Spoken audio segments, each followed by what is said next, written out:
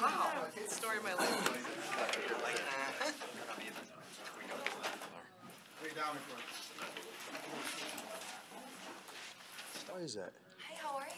Take some of that Buddha. I'm waiting for that Grizzly Man jacket to come back out. I love that jacket. All right. As far as injuries, no changes with Eddie and Aaron, and then Akeem has illness today, so he won't be here at practice. Cold and flu season, so you got to make sure you take care of your bodies. Kids, you got to wash your hands and Z-Packs and lots of OJ, right? So anyhow, he won't be here today. How long? Kyle, not today. No, not today. So the two guys, Eddie Jackson, will not practice the same. Correct. Yeah, they're both the same status. Yeah. Matt, when you went back and rewatched the game with Mitch, and he talked a lot about understanding that Green Bay wasn't going to give him a lot deep. Yeah. How did you balance the shots that he opted not to take that might have been there for him versus his playing a contained game and throwing what was his balance was good. You kind of pick and choose when you have opportunities to do that, and you get a feel for what teams are doing. I think every defense is a little bit different with how they want to scheme you and what they want to do based off of their own personnel.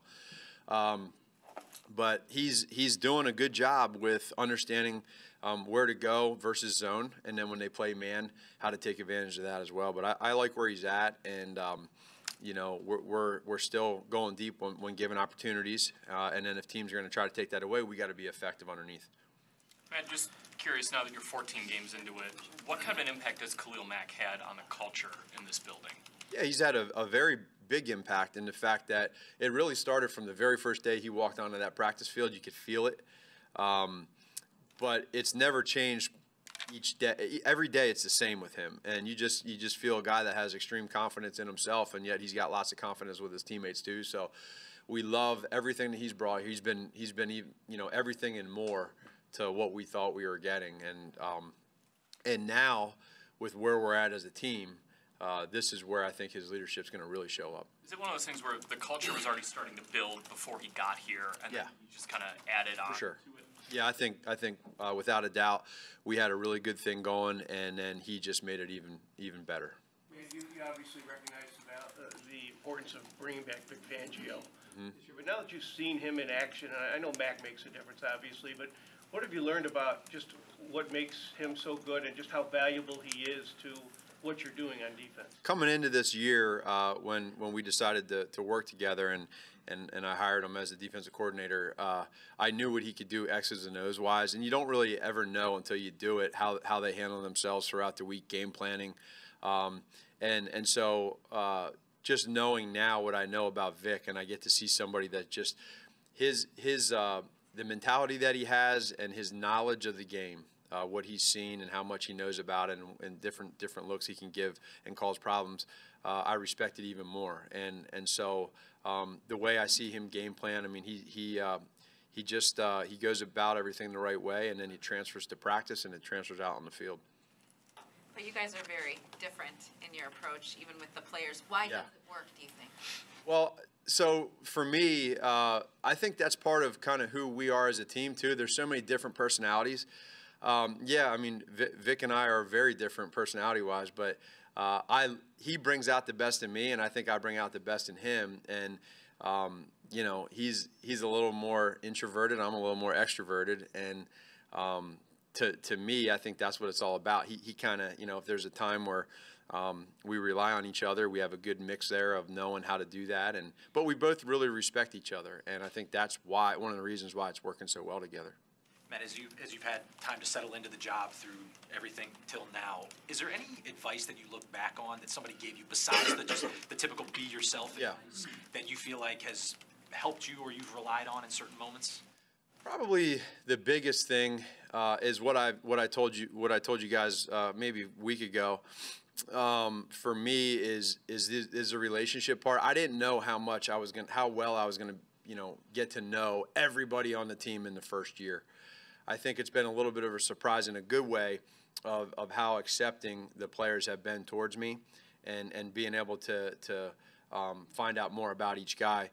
There's so many different things that I will be able to help guys out in my situation down the road logistically. But overall, big picture, I would say is, and then also too, just a little thing, but can become big, is you can't worry about anything other than what you can control, you know, and that goes without said. But I think probably building relationships.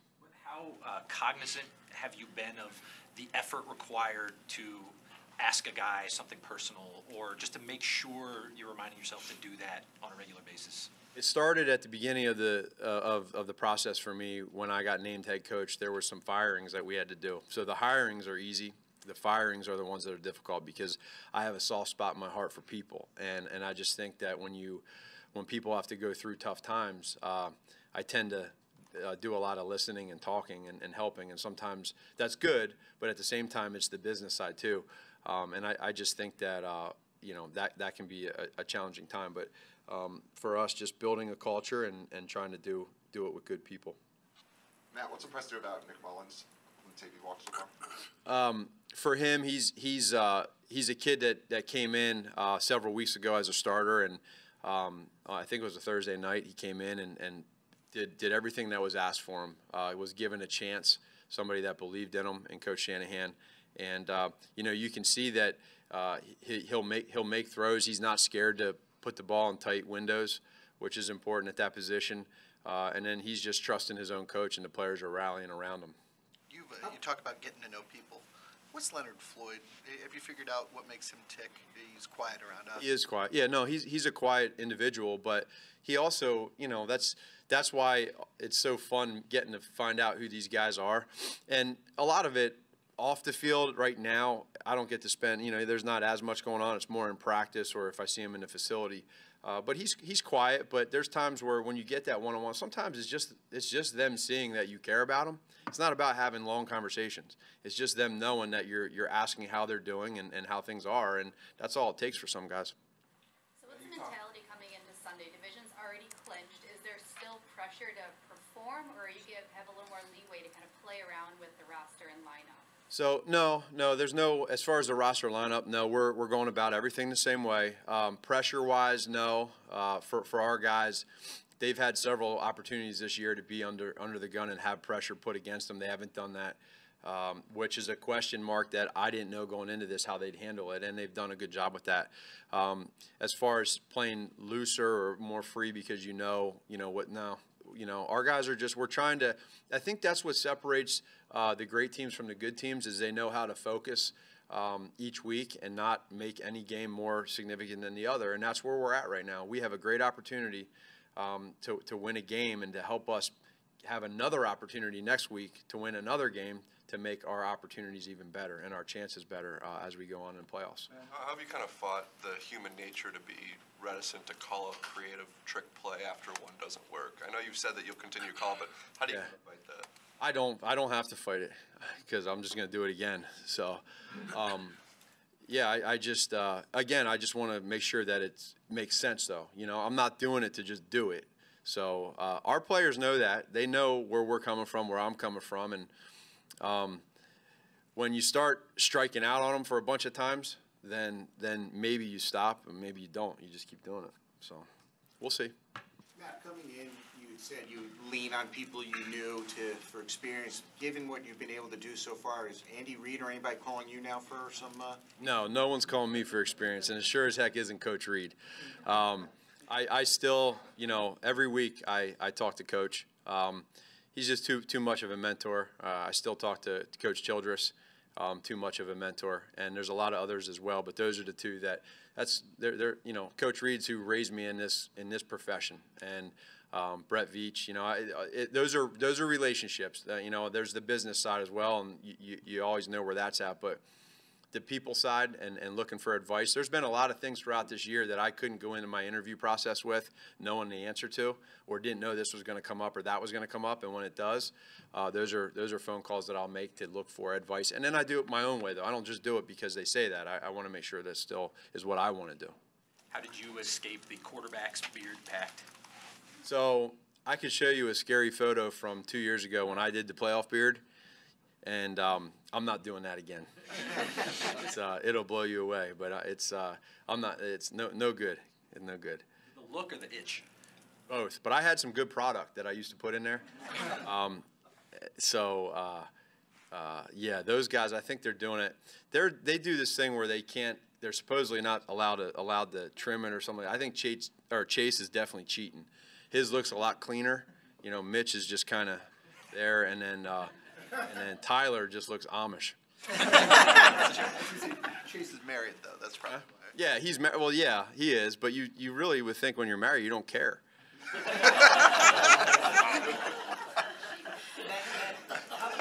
How does the relationship with Mark Helfrich evolve throughout the season, and how has he been valuable to you so far? Yeah, so I really appreciate how Mark's handled this whole year together with me.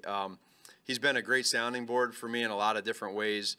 And you know, he's seen a lot. He's been in the coaching profession for a long time, as young as he is, and you know, I just think that it's a tough challenge for a guy that's been a head coach before at a big time school to come in and then be a coordinator. But he does a great job at that. He has no ego. He'll give ideas and thoughts that he has throughout the process, but he just wants to do everything he can to help and then to learn, and then we just all work together. So I'm very lucky and fortunate to have him here, and he's doing an unbelievable job. Good. All right. Thank you.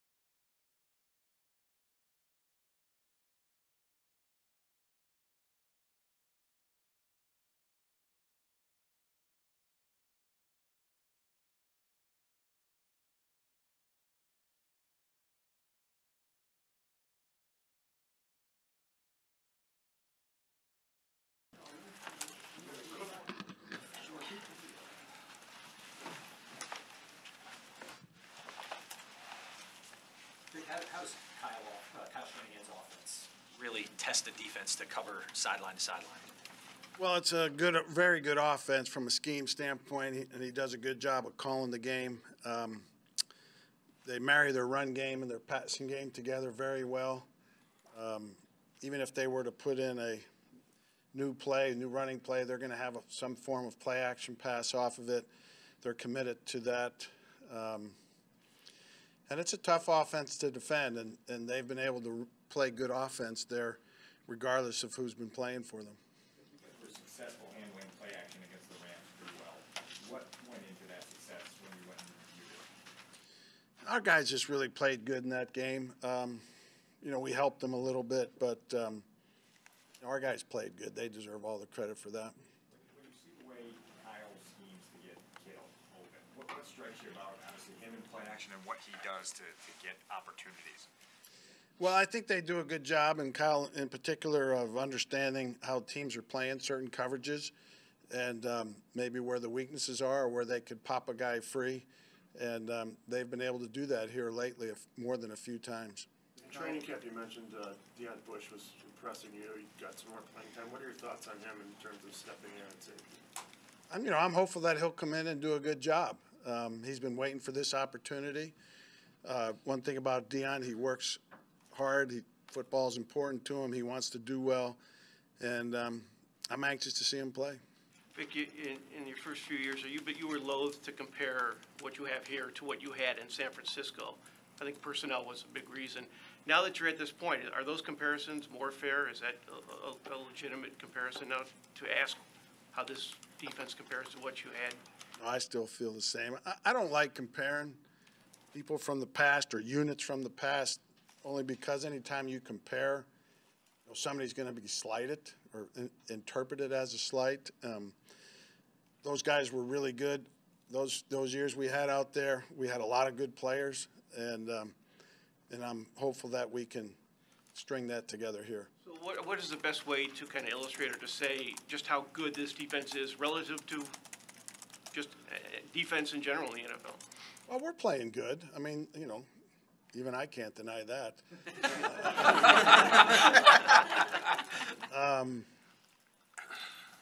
We're playing good. We're playing solid. But like I told you, I thought we played really good against the Giants. But we had 4 plays, maybe 5 at the most, that just killed us in that game.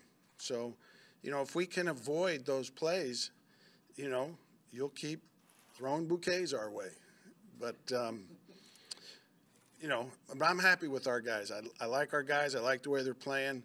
They do have a chance to be really good, looked upon as very good, both as statistics would indicate, but more importantly, as your eyes would indicate. When you look at this defense as a whole this year, production aside from Khalil, how has his just presence on the field affected opposing offenses? Well, it's, anytime you can add a special player to your defense, it's going to do nothing but help you and help others. But, he was that special of a player in Oakland, and they were never more than a mid-20, 25th ranked defense, whatever it was. And he's playing with better players here around him than he had there, so better players around a special talent like that, you get good results. You back in January when you had a press conference up here, you said the so-called good players need to play better, and that was going to be the biggest key. How has he helped the individual growth of guys like Eddie and Kyle and those? Well, I don't know. That's the word I'm looking for. You guys are masters of the English language. There's no way to quantify that, but it is happening. But to your first point, I think that's one of the reasons we have been better. Those guys that I was referring to back in January have gotten better. And when those guys have gotten better, and you add in Khalil, you add in Roquan, you add in Aaron Lynch, things are better. We asked you last week. Go ahead. 4 Pro Bowlers on your defense. I mean, what does that say about this team? Well, very well deserved. Happy for those guys. They earned it. Anytime you're playing good, you hope to have guys recognized, and they have been. But I had somebody ask me yesterday, is that unusual? Have you ever had that many before? And my answer to them was, well, lasted 33 years in this league. You don't last that long without good players that you're riding their coattails with. So hopefully we can continue to ride them. What are some of your observations of how Coach Nagy has grown, considering he basically stepped in as a rookie head coach? I mean, I just think he's done a great job. I really have. I mean, the thing that gets lost when you talk to that subject is, you know, he's essentially running the offense too. And, you know, and he only did that a little bit in Kansas City. And now he's a head coach for the first time. And, you know, I think he's handled those responsibilities, which are huge, very, very well. How do you think Leonard Floyd has benefited from, you know, we've talked about him, you know, his hand, but he was still out there. The last couple of years, he'd gotten hurt by this point in the year. How do you think he's benefited from a full 16 games and the growth that you've seen? He's benefited. You know, and I kept having to hold you guys off when you were wondering where he was the first few weeks, and I told you he would be better when he got full use of his hand, and he has. But he's benefited. There's no replacement for playing. Okay? There's no replacement for practicing and then ultimately playing, and he's been doing that, and he's playing better and better every week. You've had 18 takeaways since San Francisco had their last one. What is it about a defense that, is it the schemes, the players? What is it that your defense is so good at getting turnovers that something like San Francisco can't get any? It's all of the above. There's no one thing. Obviously, players is always number one. But we like to think we help them along the way. But, you know, we're the same coaches here that a couple of years ago we weren't getting many. So it's players. Vic, the 49ers run so much two-back sets. What are the challenges of game planning for an offense that runs so heavily through two backs like that? They have a good variety of running game. You know, anytime you have two backs and the fullback can go anywhere to be a blocker, that does create more variety in the running game. And they do a good job of that. They'll mix it up. They'll run the same plays every week, but they're running it out of different two-back looks, different actions, different motions. And I think having the fullback and being committed to it and doing the good job they do with their play-action game off of it gives them really good variety, and it tests your eye discipline on defense and your assignment technique. To what you said about Matt and running the offense for the first time and the way he's handled that, can you be more specific about what he has done to impress you in juggling those responsibilities? Just that he's impressed me in juggling those responsibilities. I mean, I don't know how to. Or is it the way he's able to, you know, connect with guys? Yeah, and he's been able to do all that without shunning head coaching duties, you know, and realizing he's coaching the whole team, not just the offense, and, you know, not overdoing it, coaching the team and shunning his offensive responsibilities. I think he's done a great job juggling all those responsibilities. How much better? You guys have different personalities. What's that? You guys have very different personalities, though. Why do you think it works? Maybe we have different personalities. What's different about our personalities? He mentioned that you're more introverted. I'm focused. So I know you don't like comparing, but hearing your defense being compared to that 85 Bears defense, what does that do for you personally? Nothing. Different era. You know, I came into the league in '86, the year right after that, and totally different era. You know, that's for fans and you guys to talk about, but the game has really, really changed from then.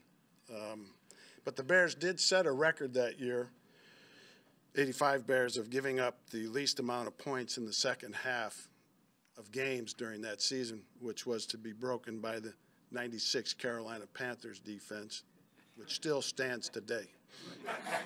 Vic, how much better is Roquan now than he was, say, a month into the season? A lot better. You know, he, like I said, there's no substitute for practice, no substitute for playing. He's just a little bit more dialed in on more details than he was then. And he's still not where he's going to end up being, even 2 weeks from now, a week from now. This game's this Sunday, obviously next year and further on in his career. And he's just progressed a lot. Earlier in the year, he was missing some details, and those come back to bite you, and they're happening less and less now. Prince said that Prince said he selfishly hopes that you are here as long as he is. Is it? It might be a silly question, but does any head coaching opportunity automatically trump what you have going on here? In other words, because you have I mean, this has the potential with the players you have signed with Mac. There's a potential for do some special things here. Is that how much value is there in that to you as a coordinator? Well, it's valuable, but the landscape, as you guys know, from into the Super Bowl till OTAs, things happen in this league that you may not have everybody you think you're going to have, but all of that's for down the road. I do know that I have one interview coming up after the season. With the Chicago Cubs. Joe Madden's got an opening. And that guy that went to the Orioles, he's promised me an interview for that job. Finks went to the Cubs. I know. And they won for the first. That's right. There's precedent. All right. Locker room's open.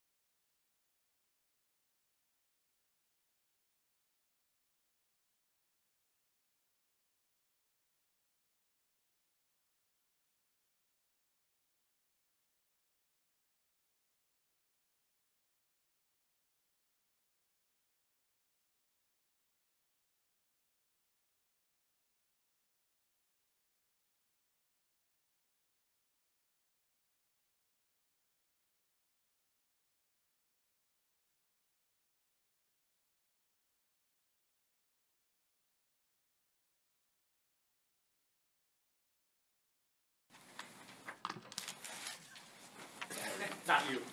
Low battery. Usually it takes at least a couple questions before I get that response. What left a lasting impression on you coaching, or being around at least, DeForest Buckner? Yeah, he's awesome. Defoe's a guy, and I say that going again, he's going to be a lot of fun to see before the game. During the game is going to be a little bit of a different relationship. But there's a lot of guys there, obviously Eric Armstead and there's a bunch of guys that from Chip's administration are still there, and so there'll be a little bit of that before the game, which is great. But Defoe is a tough dude who's just gotten better and better and better. I always try to recruit both those guys over to the offensive side of the ball, and as you can see, I missed.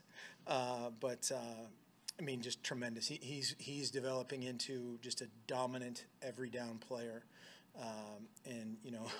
We've had some great tests with Aaron Donald. We get Akeem every day. We get Khalil Mack every day. And so that he's a combination of all those guys because he's got the speed, he's got the power, he's got a different skill set with his hands than some of these shorter guys, but he's dominant.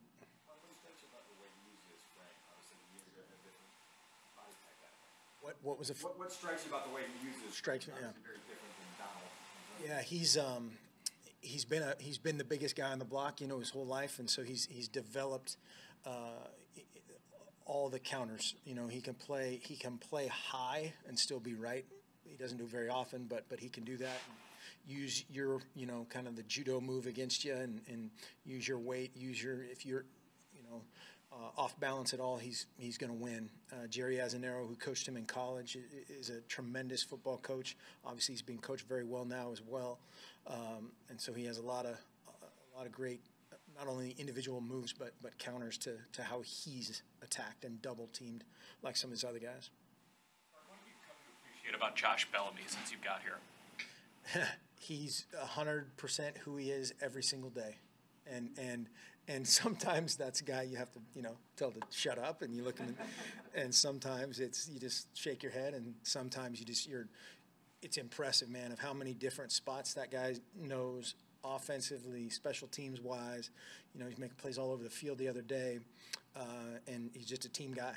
You know, he's a teammate and has been an invaluable piece of this deal.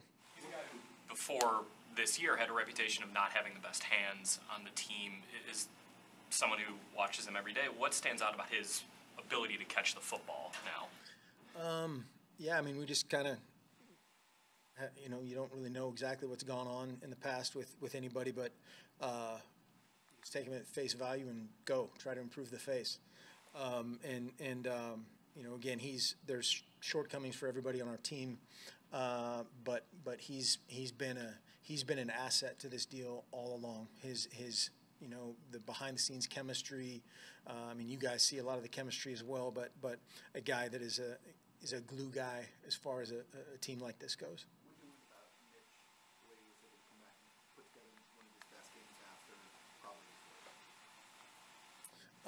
You know, I think he's who we think he is. You know, he's a competitive guy. He took a lot of that stuff personally, kind of what you're talking about, and you know, improved. I think the other thing that he did is he weathered a storm of stuff that wasn't his fault, and you know, drops and some other things assignment wise that we did, and realized that and flushed it and moved on. And that's a huge step for a young quarterback, is to, you know 100% when something's not your fault and not blink and not second guess, not, you know, overthink, and finished a huge game. He strikes me as the kind of guy who may overthink stuff.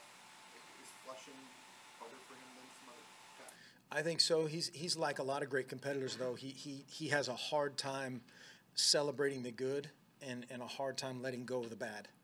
And, you know, there's a great little thin stretch, you know, a bandwidth that you want to stay on as a competitor, but you also need to lose the great, you need to lose the bad, and just constantly improve, and that's something we're all trying to do. Are you able to clarify for us something that maybe wasn't his fault that possibly was misinterpreted by us in that game? Well, we had a couple protection issues. We had some drops. We had a route that was not run correctly. So no. And so, you know, a lot of times when it's, you know, from the overhead view or the armchair view, that's the quarterback's fault, and that's the easy way. But we had a couple route breaks, route depths that were incorrect, and he's trying to throw in rhythm. And so battling again, trusting that, and battling back from that is a big deal. How is your relationship with Matt evolved, and your role within this offense and this coaching staff? How has it evolved throughout the season? I don't know how it's evolved. You know, I'm just here to support him in every possible way and supplement him in any way possible. And that, you know, same thing for Harry and Rags and all the rest of the offensive staff. Yeah, our relationship is good, great, fine, and evolving, you know, as we go here. What has stood out to you most about working with him? What stood out the most? Or what impressed you the most about him? Yeah, I think, yeah, there's a lot of impressive things. I think he's absolutely 100%, you know, true to himself. The whole BU thing, and he's started with that from the beginning, and you know, he's lived it.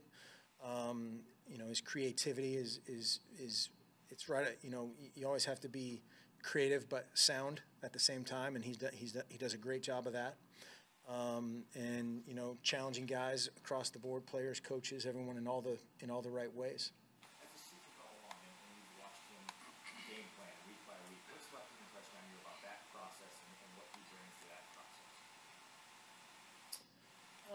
I mean, yeah, I think you kind of do that how you do that, you know, and I don't think that's really changed that much. I think, you know, we probably do it similarly to most people. I don't know if there's necessarily a weird or different or unique thing to that. We talked about the collaborative approach and having voices heard in that room. I guess in that regard, what stands out to you about the way that room was taken on this sort of life in the collaborative process? Yeah, that's kind of how we've always done anywhere I've been, and so that's not different. I think it is different maybe than some places in the NFL, But I think that's something that is valuable, and everybody, has a piece of it, has some ownership in it. The players as well, we communicate constantly with those guys and say, hey, what about this? And they say, hey, what about that? And, oh, yeah, let's try that. And again, he does a great job of doing it his way, but giving everybody a piece or a taste of the ownership. Mark, Mitch has had 4 games with a pass rating over 120. Is there any common thread that runs through those games as far as what he's done well or mistakes that he's avoided in those games? Without really looking back and going, I'm a horrible stats person, but I guarantee probably turnovers and great defense, right, would be probably the things there that are ties. But his biggest thing is just being efficient, taking the layup, taking the automatic play, making the automatic play every time, and then letting his uniqueness. He had a couple great throws on the run the other day, a couple great, out of sequence type plays, both run and pass, and those are the plays that a guy like him kind of puts him in that next echelon, whatever that is. That he has some unique skills with his arm, with his feet, with his competitiveness, and then you just need to go back to making every layup to supplement that, and that's the foundation for a great quarterback. Mark, how familiar are you with the offense San Francisco runs, and what sort of impresses you schematically about what they're able to do? They do a great job, and yeah, I've studied those guys for years. Just that family of system, and a lot of under center, a lot of 2-back, a lot of great matching of hard sell run, hard sell play action, big time naked game, screen game. Kind of all looking the same to a defense, but they do a great job. They really do. How would you assess or characterize where Anthony Miller's season is right now? Anthony Miller has been, obviously a positive surprise probably to some people. We were obviously very excited about getting him, we probably, and I think we talked about it before, we probably overloaded him to some extent in the middle of the season because we oh my gosh, okay, throw everything at him, and we kind of throttled that back a little bit. People adjusted to him, for a while it was, hey, let's cover this guy or double this guy. Uh-oh, what about this guy? So he's been played a little bit differently, but very, very excited about his future. He's another competitive guy, loves football. You see his energy and his juice on, kickoff return, and that confidence is going to that will carry over to playing receiver at some point. What's a sign or an indication to you that a guy is, your word, overloaded at a time? How do you see that? Fast. Particularly at receiver, the ability to play at top speed. A guy that's not thinking too much. You can see guys think through their route rather than just run their route, or think through a blocking scheme rather than just execute is the easiest. Yeah. Thanks.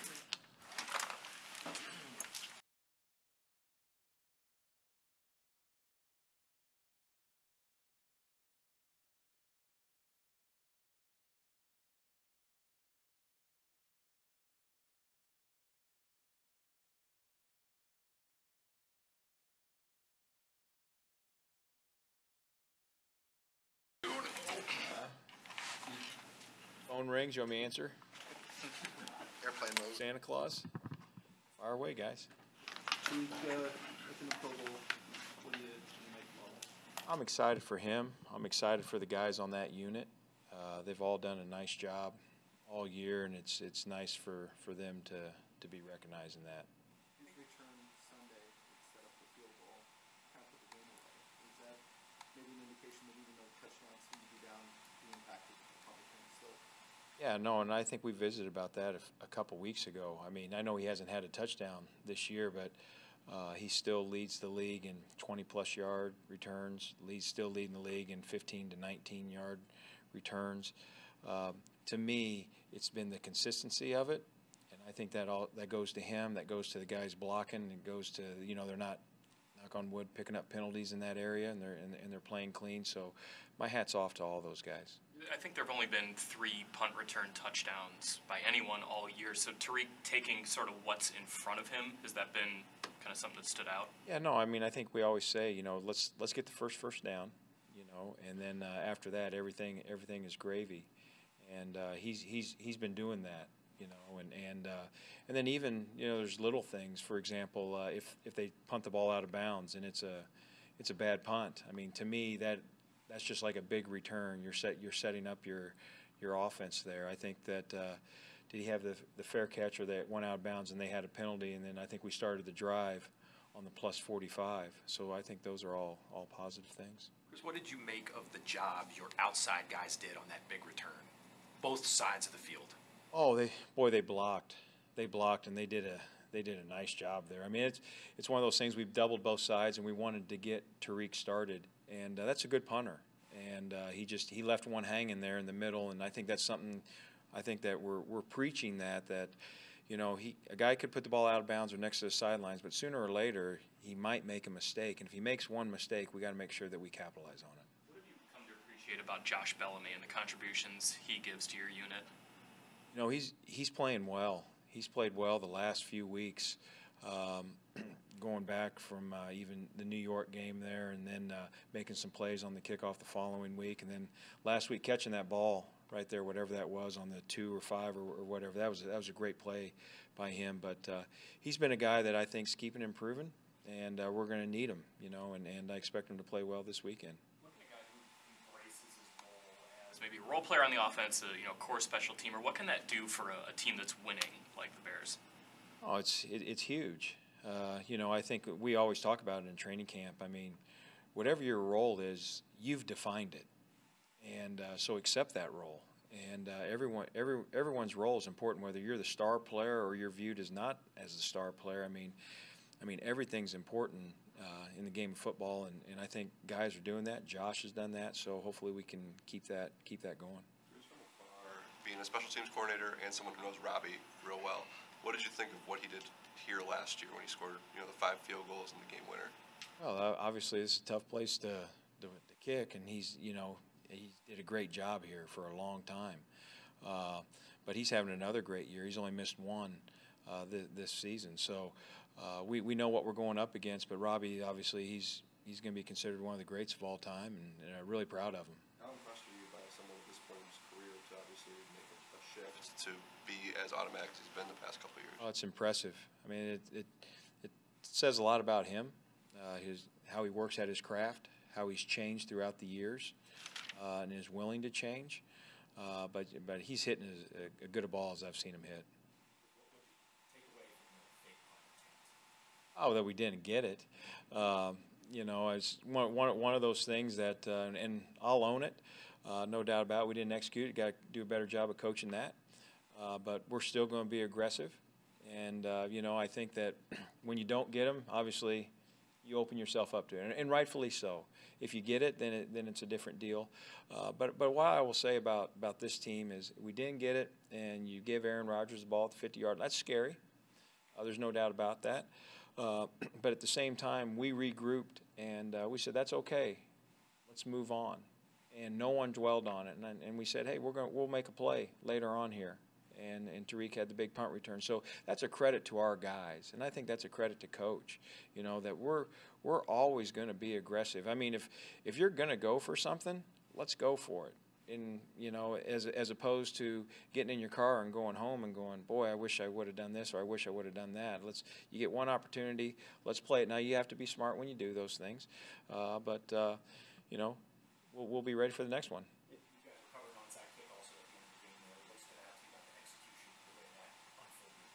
The guys did a great job. I mean, for Allen to go up and get that ball, I think it was landing right at the 10-yard spot. So that was a great kick by him. But our guys blocking Shaheen, Burton, and then Kwiatkowski, really making sure that Allen is clean. And here comes Benny and picks up another guy.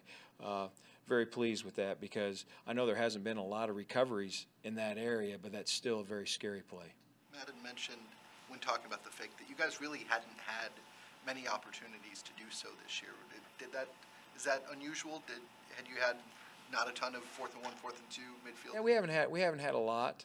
And then maybe sometimes things are called and maybe they get called off. You just never quite know. But it's one of those things, it came up, the opportunity presented itself, and we're going to follow that mantra. We're going to be aggressive. How many fakes got called off? No, I mean, no, not necessarily. I don't say called off. You always have them up on the sidelines. You know, I think that's part of the game. And trust me, you can probably talk to every special teams coordinator in the league. There's fakes that are always up all the time, and you just have to be ready to go. What were your coaching points on the ball that was down near the goal line, but it looked like it may have been about to hit a Packer? Oh, early on by Bush there? Yeah. Oh, that was a great play by Bush. You know, you're in that pooch area, so obviously you have to find the ball, and then, you know, the returner, if he doesn't weigh fair catch, can still block you, so you have to kind of negotiate all those things. But we're just trying to pin him down there. You can make the argument, well, if he would have held on for a split more second, does it hit the Green Bay guy, and then you recover it. But he did what he was supposed to do and make them drive 98 yards against our defense. I like that. Chris, what about Josh Bentley's skill set makes him a good special teams player? Obviously he can run, but what else plays into that? He's tough. He has a lot of experience, so he's able to pull up from those type of things. You know, I did this in this situation, I did this in this situation. But he's a willing participant, and I think that's it's a great attribute of his, and love having him in our unit because he brings a lot of energy to the unit, and we appreciate that. Does he ever stop talking? At times, but I love it. You know, to his credit now, we giggle and laugh about that, but he's going to sit right in the front row in the special teams meeting, and you know, he's done a great job. I think sometimes special teams guys get stereotyped as that, but yes, in a good way. You know, his energy level, all seriously, he picks people up. And I really respect that about him. Whether it was a good play or a bad play, he's ready to go on to the next play. So I've been very pleased with that. Sherrick has talked pretty openly about his goal of making the Pro Bowl as a special teamer someday. Is he still getting overlooked? You know, that's a tough question. And the reason I say it's a tough question, he is definitely considered one of the best special teams players in the league. There's no question about that. But, you know, there's only one player that gets voted into the NFC and the AFC. So that's a hard one to hit. But he's been playing for us at a high level, and I've been real pleased with him. And I think that he was right on track this year. You know, and you know, we miss him. You know, and I'm really pleased and excited for him how he played on Sunday on defense, and but I was also pleased with the other guys stepping up in his role and filling those spots. So I think that says a lot, because if I'm the next guy up and I'm taking the place of McManus, I know that there's a level and a standard there that I need to play up to. So you know, when you have that type of credibility, that in my opinion you're a Pro Bowl type player. Making returning kicks. I liked it. I did. And, you know, he brings, as I stated, that's always still a work in progress. But he's, the more reps you get, the better it gets. And you could kind of start to see it as he's inching his way out there. And that's just something that we just got to keep growing with. But I like where he's at. The 49ers got a return for a touchdown last week. What kind of challenges do they pose? Oh, they pose some challenges. They're well coached. They have speed on their team. The returner, when you take a 98-yarder against Seattle, I mean, you're doing something right. But they've been blocking well all year, and they've been real close. They just happened to hit that one. So we're going to have to be on our P's and Q's, and I mean, this will be a big challenge for us. Thanks, guys.